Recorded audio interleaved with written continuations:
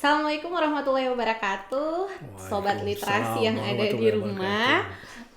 Hari ini kita ketemu lagi di podcast Literasi Sulawesi Utara. Tentunya Dila nggak sendiri, karena Dila bersama dengan teman bicara kita hari ini yang spesial.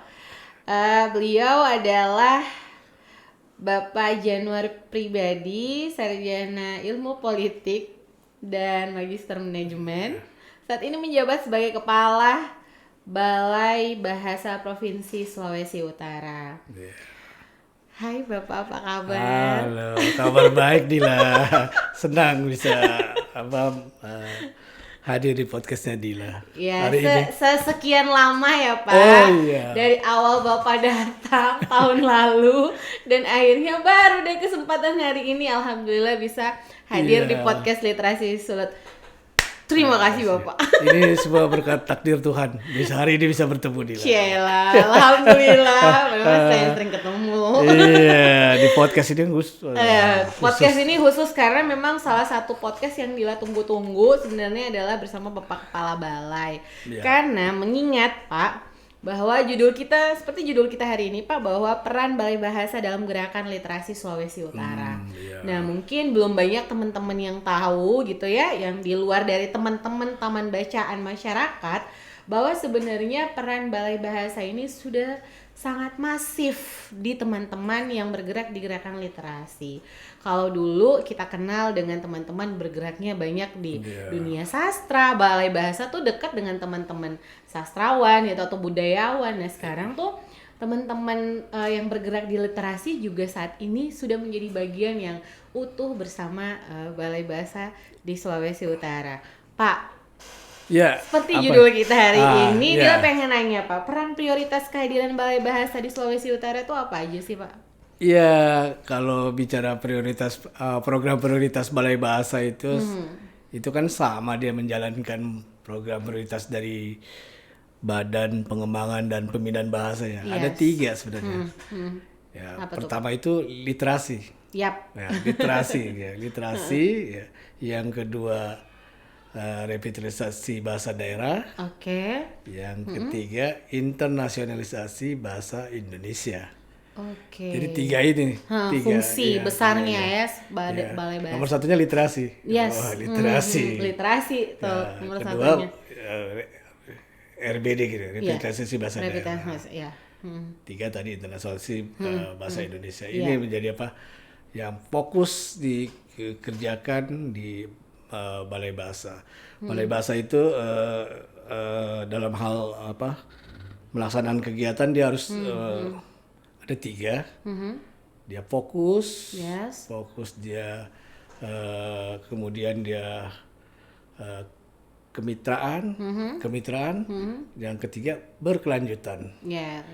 Jadi sekarang kalau di balai itu pekerjaan program itu nggak boleh putus hanya satu sisi, tapi tidak berlanjut, tapi berlanjut terus. Seperti yang kita lakukan di di teman-teman komunitas literasi. Ya. Seperti itulah di komunitas literasi itu kan kita di Balai Bahasa itu ya dari awal kita kan masih memetakan komunitas literasi. Kalau di Sulut waktu itu masih ada 3 kategori. Kategori A, B dan C yang kurang itu. Ya A kan hanya komunitas di sini.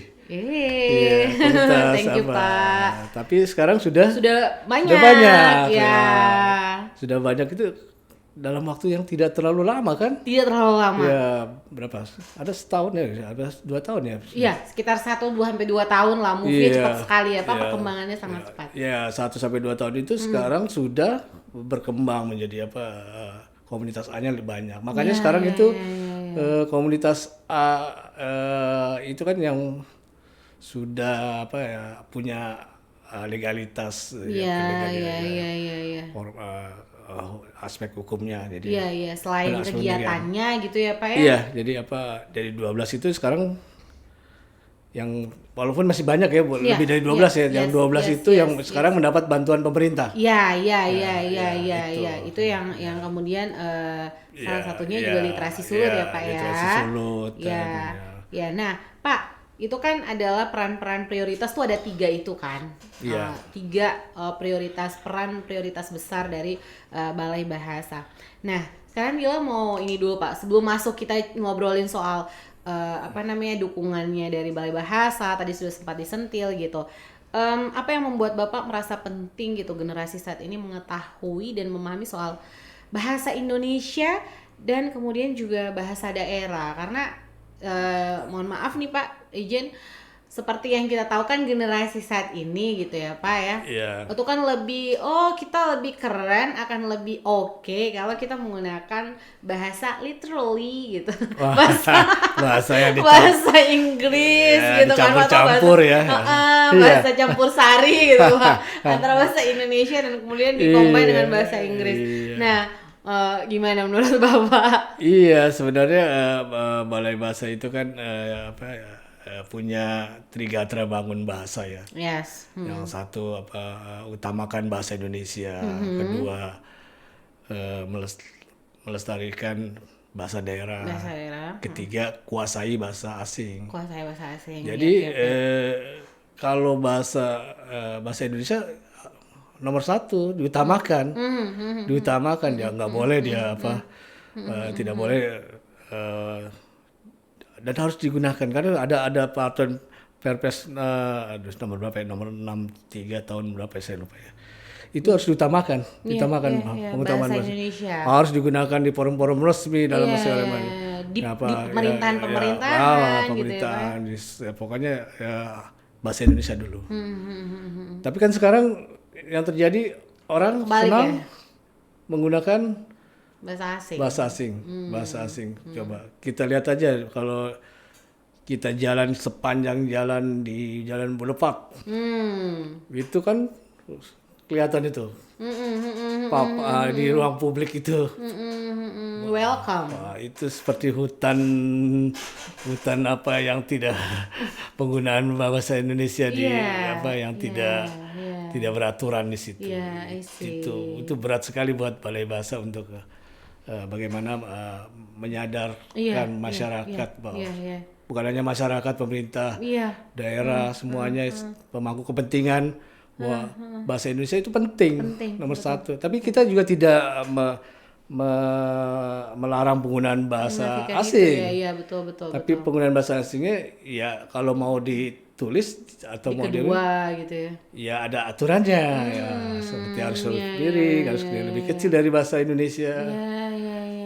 Ada SOP-nya ya Pak. Ya karena gemes sih Pak sebenarnya ketika kita misalnya lewat atau kita pergi ke salah satu tempat di mana bahasa Indonesia kita tuh udah jadi bahasa kedua, malah bahasa Inggris atau bahasa internasional itu bahasa yang pertama gitu. Nah sekarang ini Balai Bahasa lagi gencar-gencarnya melakukan program revitalisasi bahasa daerah. Bahasa daerah ini menyasar SD, SMP, siswa SD, SMP. Nah sekarang sedang berlangsung ini Festival Tunas Bahasa Ibu di Kabupaten Minahasa Tenggara. Wah di sana luar biasa itu, antusias. Pemerintah daerahnya mendukung, para sekolah juga mendukung, orang tua juga mendukung. Di sana itu sekarang lagi berlangsung ini. Linier ya Pak berarti. Karena kayak kemarin juga kan Dila baru selesai jadi juri lomba bertutur. Nah itu yang menyelenggarakan kan perpustakaan perpustakaan provinsi. Itu juga semuanya kontennya harus konten lokal gitu. Dan ini memang mengangkat bahasa daerah dan kemudian memang dilombakan secara nasional kan Pak gitu. Ya karena di Minahasa ini, terutama di Minahasa itu yang sekarang ini Balai Bahasa lagi gencar-gencarnya itu memang dia terancam punah. Kenapa dia terancam punah? Karena para orang tua tidak mewariskan ke anak-anaknya. Anaknya jadi tidak bisa menggunakan berbahasa daerah. Yap. Dan dia lebih paham bahasa Melayu Manado. Melayu Manado, Melayu betul, Manado. betul. Nah, ini lama-lama kan kalau orang tuanya tidak mewariskan Hilang, Pak. hilang. Iya. Kalau hilang rugi. Udah nggak ada. Karena bahasa adalah jati diri. Jati diri. Yes. Iya. Iya. Benar Pak. Dan memang itu adalah salah satu fungsi besar Balai Bahasa terhadap pelestarian bahasa daerah. Karena memang ketika kita sudah tidak lagi melestarikan bahasa kita, ya kita kehilangan identitas ya Pak. Ya, seperti itulah. Ya. Rugi. Bukan hanya provinsi tapi negara juga rugi. Ya, nanti tiba-tiba diakui sama negara lain baru ribut. Ya. Dan luar biasa loh sebenarnya fungsi Balai Bahasa karena Pak, merasa akhirnya Dila kesini bahwa ya penting banget ya. Kemarin kan Dila hanya berpikir bahwa kebanyakan kegiatan sastra, misalnya bengkel sastra dan lain-lain, ternyata fungsi dari Balai Bahasa tuh sungguh mulia sih menurutku Pak.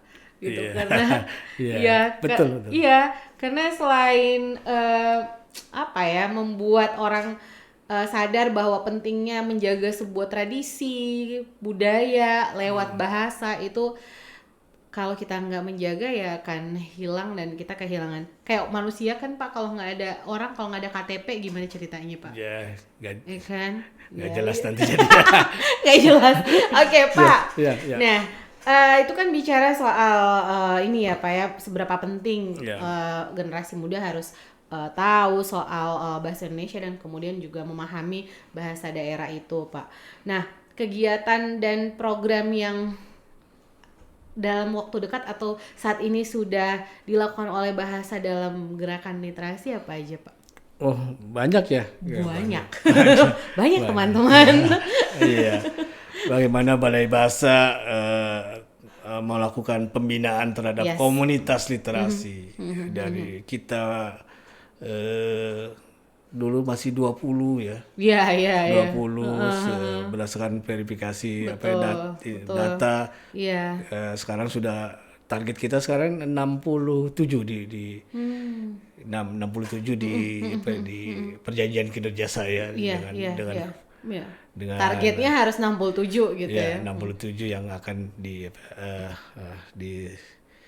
verifikasi. Dibina. Oke Pak. Yang dibinasakan nggak ada? Tidak. Jadi kemarin juga saya berkunjung ke Minahasa Tenggara, ada salah satu Minahasa Tenggara Pak. Iya. Nah, ibu kepala sekolah dia punya TBM. Dia menyampaikan ke saya, Pak, kami ingin bisa meningkatkan dari C ke A itu seperti apa? Mohon bantuannya. Kami siap kan setiap tahun kan ada program mulai di Balai Bahasa itu kan kita setiap tahun kita punya evaluasi ya. Oh ternyata di Sulawesi Utara khususnya komunitas literasi itu banyak yang tidak kesulitan untuk mendapatkan akta pendirian. Iya, legalitas. Nah, legalitas. Iya. Tahun ini kan diadakan BIMTEK. Penguatan kelembagaan. Betul. Seperti itu. Bagaimana pada saat itu kita ajari manajemennya juga seperti itu. Bagaimana mempersiapkan diri untuk mendapatkan bantuan pemerintah apa saja yang harus dilakukan. Seperti itu. Seperti itulah jadi. Yang itu yang sudah dilakukan ya Pak ya. Ya banyak dan di literasi juga banyak sih kita sudah melakukan membina. Total sudah berapa sih Pak yang dibina hari ini yang komunitas? Komunitas sih kalau data yang kita punya ya. Lebih dari, tapi totalnya saya lupa ya. Kurang lebih sudah banyak sih 30 hampir 30-an. Hampir 30-an ya hampir nyaris 40 lah Pak. Ya, nyaris 40. Sudah ada. Ini yang terus-menerus Balai Bahasa itu punya tanggung jawab. Yep. moral untuk meningkatkan komunitas literasi ini bisa bisa hadirannya bermartabat, bermanfaat di masyarakat. Betul. Seperti Dan tentunya harapannya indeks literasi yang ada di Sulawesi Utara tentu meningkat gitu Oh ya. iya, kita tahu bahwa di Sulawesi Utara juga angka literasi dan numerasi juga belum mumpuni ya Pak. Ya, belum Di masih berapa sih, banyak. Pak? Kalau di rapor pendidikan itu masih banyak yang di bawah 50%. Itu kan yang tugas Itu tugas bersama sih Pak, karena Dila rasa itu bukan hanya tugas Balai Bahasa, tapi itu juga sebenarnya kerja-kerja kolektif gitu ya Pak ya, kerja-kerja komunal yang harus dikerjakan bersama gitu. Iya betul. Iya. Kalau Balai Bahasa sendiri ya tidak akan. Ya, kan harus ada dukungan dari pemerintah daerah. Iya. Mudah-mudahan ini sampai sih Pak kepada Bunda Literasi ya. Iya. Karena kan memang seharusnya kayak misalnya contohnya nih Pak yang di Bolmut misalnya, itu kan sudah ada peraturan bupati ya, tinggal akan dijadikan perda gitu. Nah harapannya kalau misalnya dari ujung Sulawesi Utara aja udah bisa, kenapa tidak dari provinsinya langsung gitu yang membuat perdanya ya gitu ya Pak ya. Ya penting sih memang peraturan daerah tentang literasi ini ya, karena nanti kan jadi jelas ya kita itu kerjanya seperti apa sih, karena ada peraturan itu, ada payung hukumnya dan bagaimana nanti siapa yang terlibat di situ, dia bisa dilakukan pembinaannya seperti apa. Itu kan yang penting. Dan dikoordinasikan. Iya. Kalau kita lihat sekarang kan semua punya literasi nih. Iya, benar. Punya literasi. Perpustakaan juga punya literasi. Balai Bahasa punya literasi. Di tempat-tempat lain juga ada literasi, kegiatan-kegiatan literasi. Ini kan belum terkoordinasi sebenarnya. Ini harusnya harusnya jadi satu gitu ya Pak. Siapa yang itu menjadi koordinator gerakan literasi di Provinsi Sulawesi Utara. Semoga itu akan terlaksana. Nah Pak, sebelum kita mengakhiri podcast kita hari ini, Bapak kaget aja, udah di akhir ya. Sudah habis ya. Aduh. Pak, Dila pengen nanya harapan Bapak kepada generasi muda saat ini yang kaitannya dengan penguasaan bahasa Indonesia dan pelestarian bahasa daerah, dan tentunya di gerakan literasi. Harapan Bapak seperti apa? Ya sesuai dengan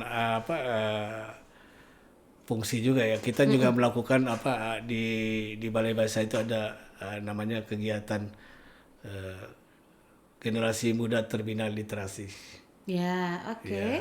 Jadi memang sangat peran generasi muda itu memang sangat penting dan diperhatikan juga, karena beberapa kegiatan juga pemilihan duta bahasa misalkan. Sekarang ada lagi yang namanya Krida karya duta bahasa, aktivis sekolah dan aktivis kampus. Itu seperti itu. Wow, menarik Pak. Kemudian di bidang revitalisasi bahasa daerah juga kami menyisir 4 kabupaten sekarang nih. Kabupaten Minahasa Utara dengan bahasa Minahasa Tonsea. Kabupaten Minahasa dengan Minahasa Selatan untuk bahasa Minahasa dialek Tontembuan. Yang satu di Minahasa Tenggara, bahasa Minahasa Ton Sawang. Ini kan Bapak sampai hafal banget ya. Ini kalau satu sekolah aja ya, itu SMP ada yang 400 atau 500. Dengan dilakukannya revitalisasi bahasa daerah itu bisa dilihat lah berapa sekolah. Kalau rata-rata ada yang 400, ada 300 ya. Itu kan siswanya banyak. Dan kewajiban dari itu juga mengimbas kepada orang tuanya juga. Pasti. Kalau dihitung itu bisa Jadi jumlahnya jadi ribuan dong Pak ya? Iya, jadi seperti Sasarannya luar biasa, tepat sasaran memang Pak. Kalau di ini tuh sasarannya tepat. itu. Cie. Ya, Oke, Pak Pimpinan terima kasih banyak hari ini sudah sharing. wes. Ini tahap 1, nanti tahap 2-nya selanjutnya iya, gitu. iya. Karena Dila berharap kita akan masih ketemu lagi Pak. Iya. Saya berharap Bapak tidak ada wacana untuk pindah kemana-mana gitu ya Pak ya, tetap ya terakhir ya. Dan mudah-mudahan kalau memang akan hadir di tempat yang lain, mudah-mudahan bisa lebih bermanfaat lagi dengan karya-karya besarnya Pak gitu ya. Iya, kami juga berharap bahwa Balai Bahasa tidak bisa sendirian, Yes. Butuh dukungan seluruhnya Ya. untuk meningkatkan literasi, Betul. melestarikan bahasa daerah dan menginternasionalisasi bahasa Indonesia.